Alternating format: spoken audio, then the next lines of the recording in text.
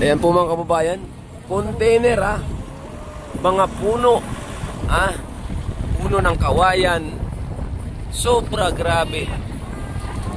Ayan, grabe kalunos-lunos na ginawa po ng bagyo. Ayan po.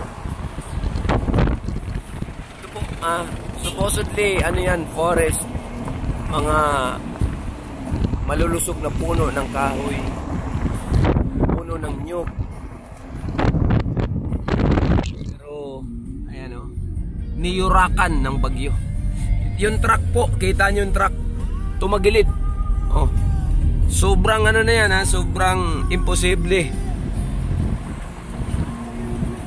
Ayan, ayan po, tinanggalan ng bubong ng ating mga kababayan dito.